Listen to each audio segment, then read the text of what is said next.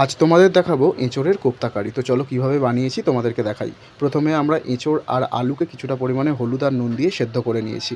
এবার এগুলোকে হাতের সাহায্যে মেখে নেবো এবং এর মধ্যে দিয়ে দেবো কিছুটা পরিমাণে বেসন, কর্নফ্লাওয়ার, সর্ষের তেল, হলুদ, নুন, পরিমাণ মতো ধনে গুঁড়ো এবং জিরে গুঁড়ো, তার সাথে কিছুটা পরিমাণে গরম মশলা।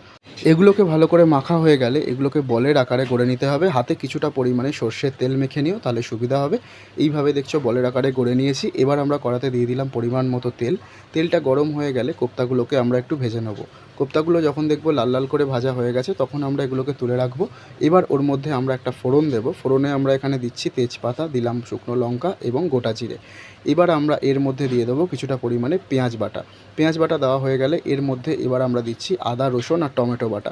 এগুলোকে ভালো করে কষতে থাকবো। তারপর কিছু মশলা দেবো, লঙ্কা গুঁড়ো, জিরে গুঁড়ো, ধনে গুঁড়ো, হলুদ গুঁড়ো, নুন এবং পরিমাণ মতো তোমরা এখানে দিতে পারো চিনি। অল্প অল্প করে জল দেবো আর অল্প অল্প করে কষবো। যখন দেখবো তেল ছেড়ে দিয়েছে তখন একটু বেশি করে জল দিয়ে এটাকে 5 মিনিটের জন্য ঢাকা দিয়ে রেখে দেবো। মিনিট 5 পর ঢাকা খুলে যখন দেখবো এইভাবে ঝোলটা ফুটতে শুরু করেছে তখন ওই কোপ্তাগুলোকে আমরা ওই ঝোলের মধ্যে ছেড়ে দেবো। তারপর আরও 5 মিনিট এটাকে ঢাকা দিয়ে রেখে দেবো। তারপর 5 মিনিট পর ঢাকা খুলে যখন দেখবো এরকম হয়ে এসেছে তখন ওপর থেকে আমরা ছড়িয়ে দেবো কিছুটা পরিমাণে ঘি এবং গরম মশলা। এঁচোড় তো আপনারা অনেকেই অনেকভাবে খেয়েছেন। এইভাবে একবার এঁচোড়ের কোপ্তা কারি বানিয়ে খেয়ে দেখুন। গরম ভাতে কিন্তু দারুণ লাগে। কেমন লাগলো অবশ্যই জানাবেন।